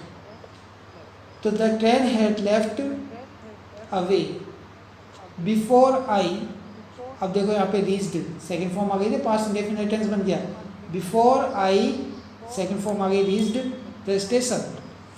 इस तरीके से आपने सेंटेंस कंप्लीट कर दिया। समझ में आ गया होगा आपको। भाई दो पार्ट हो गए सेंटेंस के, मेरे स्टेशन पहुंचने से पहले, एक तो इतना पार्ट हो गया और एक पार्ट हो गया ट्रेन जा चुकी थी। तो ट्रेन जा चुकी थी उसको आपको दिखाना है पहले, और जो बाद वाला काम था उसको, पहले वाला काम था उसको दिखाना है बाद में। तो the train had left before I reach the station. उसके बाद में हम बात करेंगे, पुलिस के पहुंचने से पहले चोर भाग चुके थे। पुलिस के पहुंचने से पहले चोर भाग चुके थे, यानी कि दो काम हो गए, एक तो पुलिस का पहुंचना और उससे पहले चोर का भाग जाना। तो आप इसमें उसी रूल को फॉलो करेंगे, द थीव्स हैड रन। बस चोर यहाँ पर है सब्जेक्ट, सब्जेक्ट के साथ में हेड लगा करके, और run then run, third form भी रन ही होती है, तो रन देन रन अवे। ठीक है, ये आपने इतना पार्ट पहले कर दिए।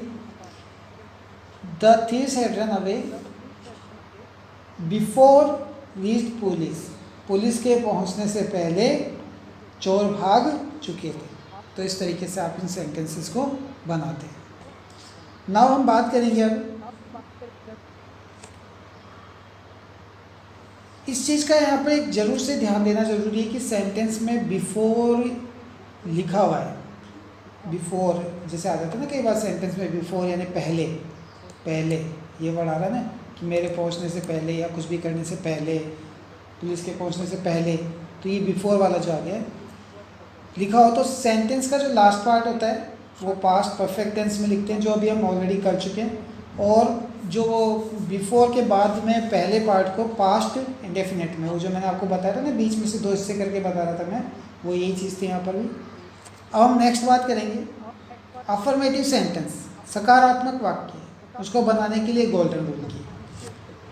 तो देखिए यहाँ पे सब्जेक्ट है, हेड है, हेल्पिंग वर्ब हेड है, और ये यूज होगी सभी के साथ में।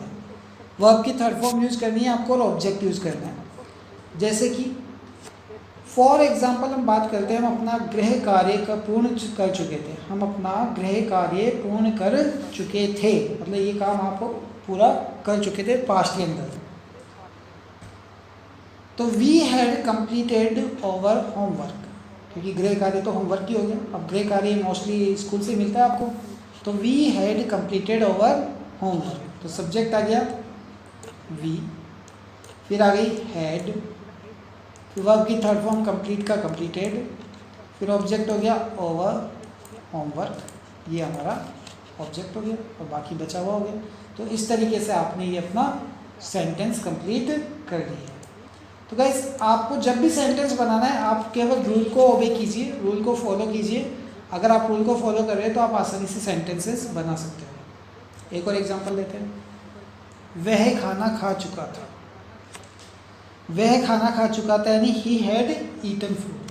भाई सब्जेक्ट हो गया, सबसे पहले सब्जेक्ट है ही, उसके बाद है हैड, फिर है वर्ब की थर्ड फॉर्म ईट, एट, ईटन, और उसके बाद है ऑब्जेक्ट फूड। तो इस तरीके से आपने ये पूरा सेंटेंस कंप्लीट कर लिया है। केवल आप रूल को फॉलो कर रहे हैं, सेंटेंस कंप्लीट होते जा रहे हैं। अब इसके बाद की बात करेंगे।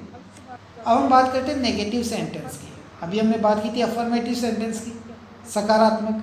सकारात्मक का उल्टा होता है नेगेटिव यानी नकारात्मक। तो यहाँ पे हम बात करें नकारात्मक वाक्य की।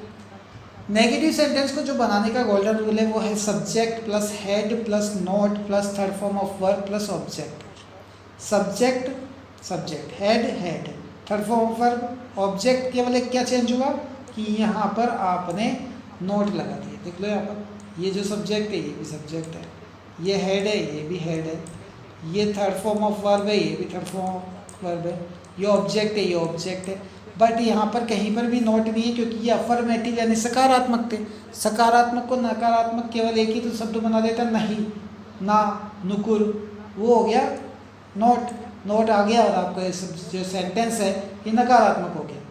तो गाइस इस तरीके से आप देखते हो कि सकारात्मक और नकारात्मक में केवल एक नोट का, और अगर ज़्यादा से ज़्यादा बात करें तो नेवर, उसका अंतर होता है और किसी चीज़ का कोई अंतर नहीं होता।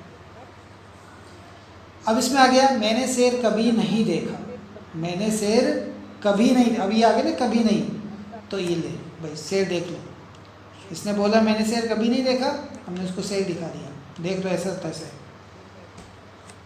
I had never seen a lawyer. I had never, अब मैंने आपको बताया था नोट अगर जैसे कभी नहीं वर्ड आ जाता है ना, कभी नहीं वर्ड आ गया तो फिर आप उसमें नोट नहीं लगाएंगे, फिर आप उसमें यूज़ करेंगे किसका, नेवर का।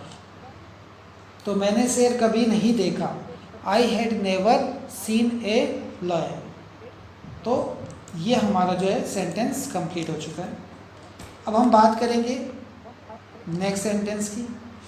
अच्छा उससे पहले एक नोट है, वैसे तो मैं आपको ऑलरेडी बता चुका हूँ कि यहाँ हमने नोट की जगह नेवर का यूज़ किया है। और ऐसा क्यों किया है, क्योंकि जब भी आता है कभी नहीं तो मेन वर्ब से पहले क्या लिख देते हैं, नेवर लिख देते हैं। मेन वर्ब से पहले क्या लिख देते हैं, नेवर लिख देते हैं। मैंने आपको बताया सीन है, मेन वर्ब है, सी सीन, तो सी सॉ सीन, सी फर्स्ट फॉर्म हो गई, सॉ सेकंड फॉर्म हो गई, सीन थर्ड फॉर्म हो गई, और उससे पहले मैंने लिख दिया नेवर। तो इसमें मैंने ये आपको ऑलरेडी बता दिया था, फिर भी एक बार इस नोट को आप लिख लीजिए जिससे आपको ये याद रहे और ज़िंदगी भर आसानी रहे। अब स्टूडेंट्स हम बात करने वाले हैं कुछ सेंटेंसेस की, जैसे कि राहुल अपना खाना नहीं खा चुका था। राहुल अपना खाना नहीं खा चुका था, तो Rahul had not eaten his food. Rahul subject हो गया, हेड लगाना था अपने को, साथ में नॉट आना था, वर्ब की थर्ड फॉर्म ईट एट ईटन और ऑब्जेक्ट हिज फूड। ये आपका सेंटेंस कंप्लीट। ऐसे हम बात करें हम सो नहीं चुके थे, तो सब्जेक्ट यहाँ पर क्या है, हम, तो वी, फिर नहीं आ गया तो हेड नॉट लगेगा, हेड नॉट, और सोने की बात हो रही है तो वर्ब की थर्ड फॉर्म स्लेप्ट।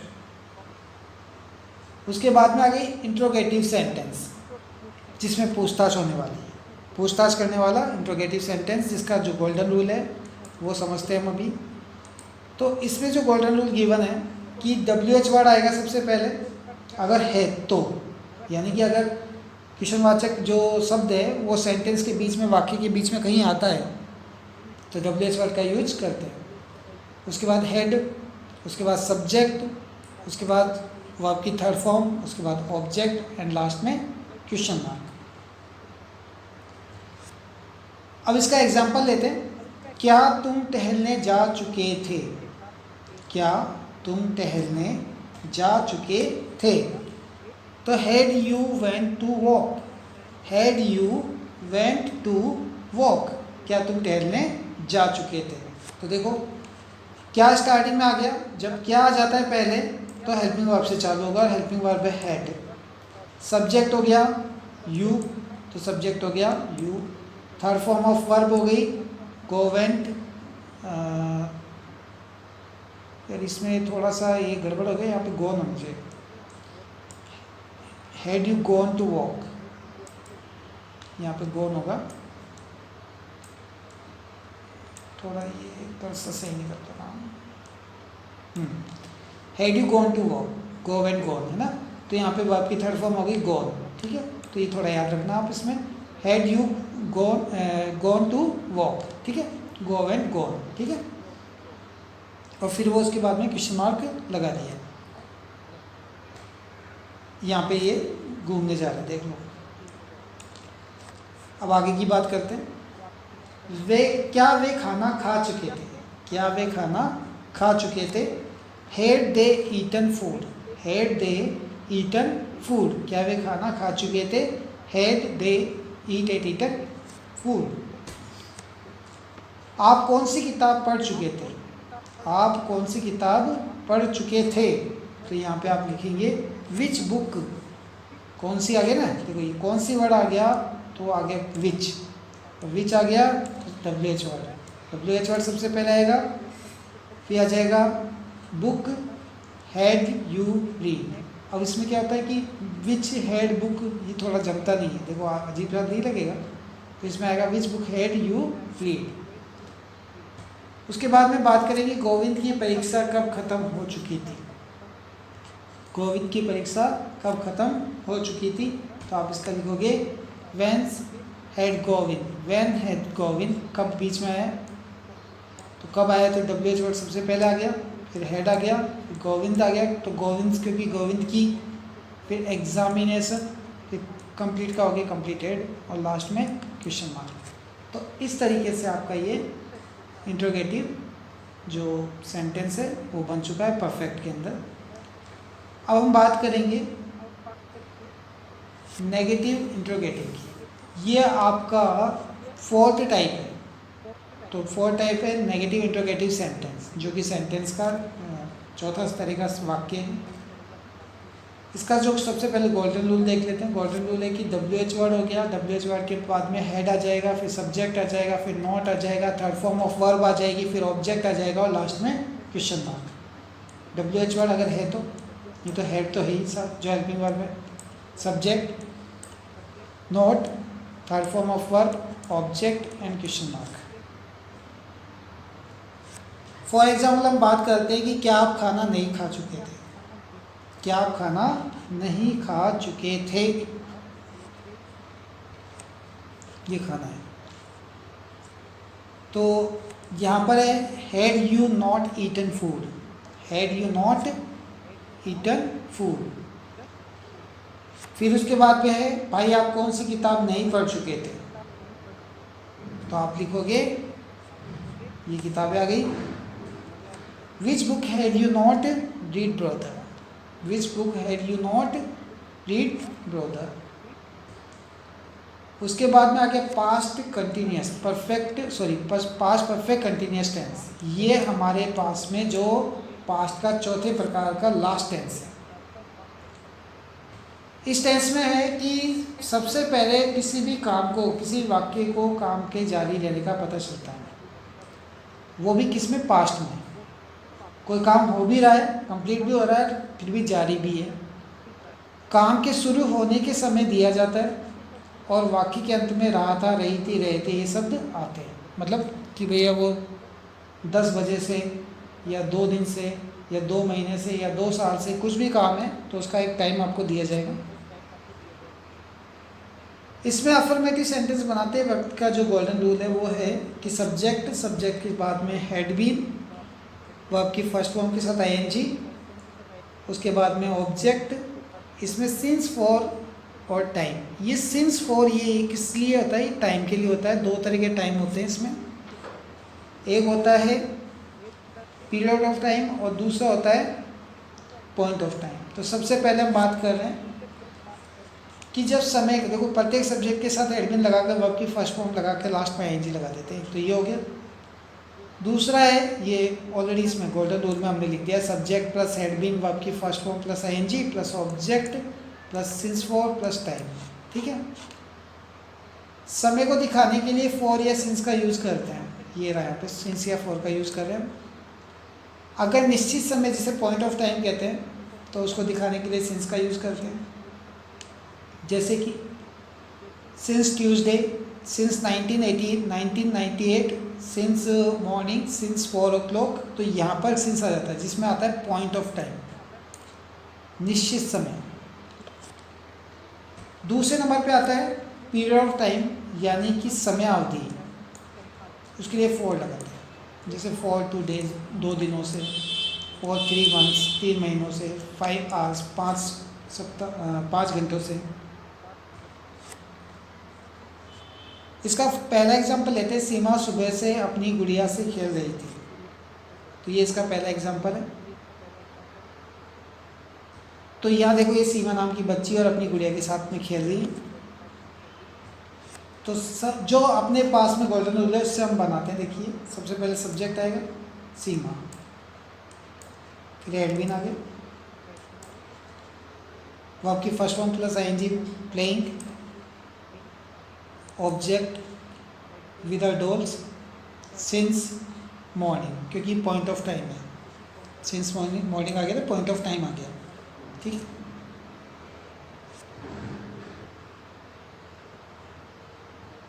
उसके बाद में हम बात करेंगे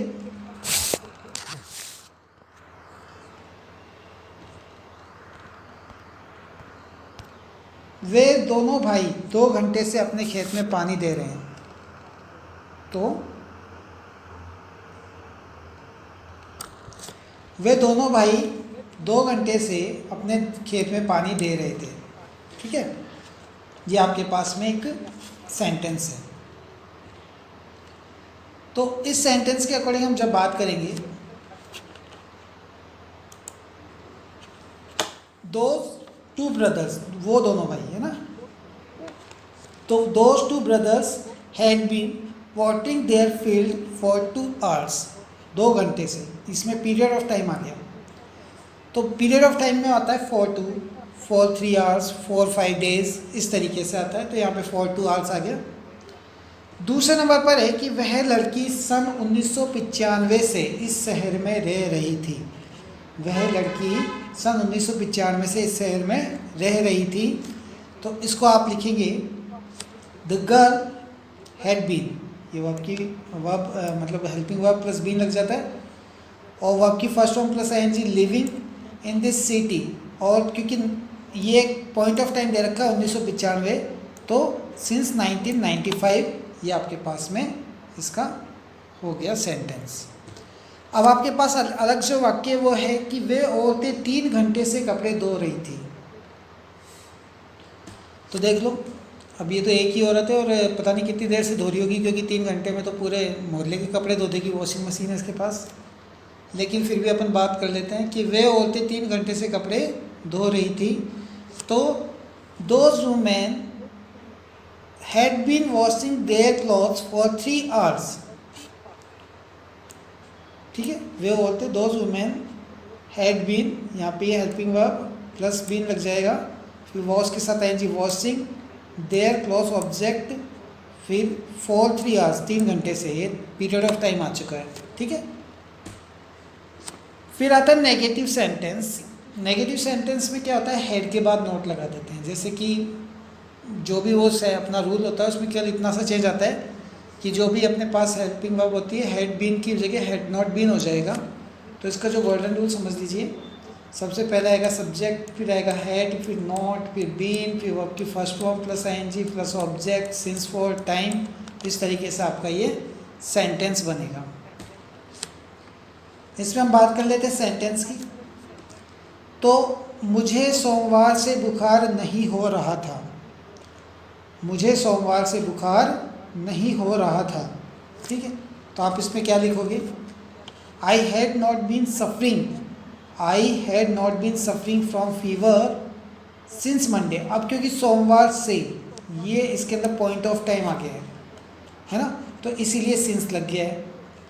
उसके बाद में हम बात करेंगे, मेरे पिताजी 10 मिनट से अखबार नहीं पढ़ रहे थे। तो ये देखो, अखबार ही अखबार पढ़ें लेकिन वो पढ़ नहीं रहे। तो मेरे पिताजी 10 मिनट से अखबार नहीं पढ़ रहे थे, मतलब कि माय फादर, मेरे पिताजी। अब उसके बाद में आ गया हेड, लेकिन हेड नॉट लगेगा क्योंकि नकारात्मक यानी नेगेटिव है, नहीं आ गया ना इसमें, तो इसलिए had not been reading, read plus ING, reading the newspaper for 10 minutes. अब यहाँ पे आ गया क्या, पीरियड ऑफ टाइम, 10 मिनट से।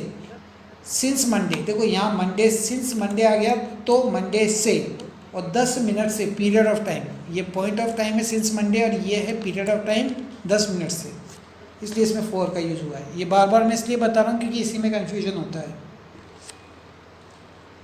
प्रधानमंत्री जी 1 घंटे से स्टेज पर भाषण नहीं दे रहे थे। ये लो, हमारे प्रधानमंत्री जी आ गए, पीएम मोदी साहब आ गए। यहाँ पे बोला गया कि प्रधानमंत्री जी 1 घंटे से स्टेज पर भाषण नहीं दे रहे थे, तो इसका मतलब क्या वो अब अगले 1 घंटे भाषण देने वाले हैं, क्योंकि उनके तो भाषण वैसे भी 1-1.5 घंटे के होते हैं। अब यहाँ देखिए, the prime minister had not been delivering speech on the stage for 1 hour. The prime minister, प्रधानमंत्री जी, द प्राइम मिनिस्टर, फिर देखो नहीं दे रहे थे वाली आगे बात, तो इसलिए आ जाएगा नॉट हैड बीन है, सॉरी हैड नॉट बीन, फिर आ गया डिलीवरिंग स्पीच, डिलीवर के साथ में आ जाएगी delivering speech on the stage for 1 hour, यानी क्योंकि इसमें क्या आ चुका है, पीरियड ऑफ टाइम की बात हुई है, इसलिए इसमें आ गया है फॉर 1 आवर। उसके बाद में हम बात करेंगे नेक्स्ट, वह 2 दिन से पढ़ नहीं रही थी। वह 2 दिन से पढ़ नहीं रही थी। अब इसमें भी देख लो पीरियड ऑफ टाइम ही है। She had not been reading for 2 days। She had not been reading for 2 days। तो ये आपके सेंटेंसेस हो गए। अब बात करेंगे इंट्रोगेटिव सेंटेंस की। इंट्रोगेटिव यानी कि पूछताछ, पूछताछ वाक्यों की बात कर रहे हैं यहाँ पर। अगर वाक्य के प्रारंभ में क्या हो, क्या हो, क्या, जैसे क्या से वाक्य चालू होता है तो उसको उसमें हेड से चालू होगा। ठीक है, जैसे इसका गोल्डन रूल है उसमें बता देंगे। WH वर्ड है, अगर बीच में कहीं प्रश्नवाचक वाक्य आ जाए तो, और लास्ट में क्वेश्चनवाचक चिन्ह जरूर लगाते हैं। और गोल्डन रूल पर आते हैं। देखो ये सारी चीज़ें आप चाहे याद रखो चाहे मत रखो, ये चीज़ें कोई ज़रूरी नहीं है। अगर आपने ये चीज़ याद कर ली है तो ये सारी चीज़ें बेमानी है। ये चीज़ आपको याद होनी चाहिए, गोल्डन रूल आपको याद होना चाहिए, तो बाकी सब कुछ अपने आप याद है आपको। WH वर्ड की बात हो रही है। WH word had plus subject plus been plus verb की first form plus ING, object plus since for plus time और क्वेश्चन मार्क। ये आपके पास में इसका गोल्डन रूल है। क्या पुलिस 2 घंटे से चोर का पीछा कर रही थी? तो यहाँ पे देखो एक पुलिसमैन और पीछे से चोर निकला, यहाँ तक पीछा हो नहीं रहा है चोर ही, बल्कि पीछे से जा रहा है। क्या पुलिस 2 घंटे से चोर का पीछा कर रही थी? Had the police running the thief for 2 hours। और उसके बाद में अगला सेंटेंस है, क्या वे 2 दिनों से ट्रेन में यात्रा कर रहे थे? Had they been travelling in the train for 2 days। अब अपन आगे ये बात करेंगे इसमें। तुम पिछले हफ्ते से क्या कर रहे थे? मतलब इसमें देखो पिछले हफ्ते से, यानी पीरियड ऑफ टाइम, वो मतलब पिछला हफ्ता दे दिया, वो पॉइंट दे दिया। तो what had you been doing there since last week, ठीक है। उसके बाद में 10 मिनट से कौन दरवाज़ा खटखटा रहा है? अब ये देखो भाई, ये मेरे को बड़ा अच्छा लगता है इसमें। कौन दरवाज़ा खटखटा रहा है? खुद प्रभु जीसस, है ना। तो याद रखना कि दरवाज़ा खटखटाने वाला कोई भी हो सकता है, भगवान भी हो सकता है, आपकी किस्मत हो सकती है। बोलते नहीं कि कब किस्मत दरवाज़ा खटखटा दे। तो यहाँ पर बात कर रहे हैं कि who had been knocking the door for 10 minutes। Who had been knocking the door for 10 minutes। अब बात करते हैं इंट्रोगेटिव नेगेटिव सेंटेंसेस की। इसमें भी क्या होता है, अफर्मेटिव सेंटेंस की तरह होते हैं, बट इसमें क्या होता है, इंट्रोगेटिव सेंटेंस में नोट लग जाता है, बस नेगेटिव होते हैं तो नोट लग जाता है और वो इंट्रोगेटिव नेगेटिव सेंटेंस बन जाते हैं। जैसे WH वर्ड आ गया, हेड आ गया, सब्जेक्ट आ गया, नोट आ गया, बीन आ गया, वर्ब की first form plus ING plus object plus question mark. ये आपका WH वर्ड और बाद में had subject not been verb की first form plus ING object and question mark. ये आपका बन गया गोल्डन रूल। तुम पिछले हफ्ते से क्या नहीं कर रहे थे? ये आपके पास में है। देखो तुम पिछले हफ्ते से क्या कर रहे थे, उसी के अंदर हो गया क्या नहीं कर रहे थे। तो सिंपली इसके अंदर करना क्या है, इसमें why had you been, why had you not been, बस सिंपली यहाँ पे आपने लिखा वाई हैड यू बीन, ये वाली बात थी, और यहाँ पे आपने लिख दिया why had you not been, बस बाकी एज इट इज़ आ गया पूरा, डूइंग सिंस लास्ट वीक। उसके बाद में फॉर नेक्स्ट एग्जांपल है 10 मिनट से कौन दरवाज़ा नहीं खटखटा रहा था, नहीं आ गया हमें, बस इतना सा याद रखना है। यहाँ पर था कि 10 मिनट से कौन दरवाज़ा खटखटा रहा था, यहाँ पे है कि नहीं खटखटा रहा था, और इसमें क्या नोट लगा दोगे आप, तो हु हैड नॉट, ये नोट लगा दिया, who had not been knocking the door for last for 10 minutes। अब दोस्तों आज का जो वीडियो है मैं यहीं पे ख़त्म करूँगा, क्योंकि ऑलमोस्ट ये 1.5 घंटे का वीडियो हो चुका है। तो आज की वीडियो के लिए बस इतना ही। अगले वीडियो में आगे के बारे में तो ये इसमें बता चुका हूँ मैं आपको सारा। तो ये सॉरी, ये थोड़ा सा गलत है ये लिखा हुआ यहाँ पर, ये पास्ट टेंस की बजाय अपने को प्रेजेंट और फ्यूचर टेंस की बात करनी है। और अगर आपको मेरा ये वीडियो ज्ञानवर्धक और अच्छा लगा है तो प्लीज़ चैनल को लाइक कीजिए, वीडियो को लाइक कीजिए, चैनल को सब्सक्राइब कीजिए। तो ये ज़रूर से सब्सक्राइब कीजिए चैनल को, और अगर आप चैनल को सब्सक्राइब करते हैं तो आपको बहुत बड़ा थैंक यू है। और एक बार वापस से याद कीजिए कि चैनल को ज़रूर से लाइक और सब्सक्राइब कीजिए। होता क्या है कि यार ये वो जो वीडियो बनाने में बहुत टाइम लगता है, एटलीस्ट आप ये मानेंगे 3 दिन लग गए इस वीडियो को बनाने के चक्कर में। तो थोड़ा सा, क्योंकि जब हम इतनी मेहनत करते हैं तो थोड़ा आप लोगों की अगर एक लाइक सब्सक्राइब में आपको तो कुछ भी नहीं जाता है, एक बटन ही तो दबाना है, भाई कौन से पैसे खर्च होते हैं। लेकिन हमारा क्या होता है, उससे हमारी मेहनत सफल होती है। प्लीज़ लाइक सब्सक्राइब ज़रूर कीजिए वीडियो को, और चैनल को भी ज़रूर से सब्सक्राइब कीजिए। Thank you guys, thank you for watching.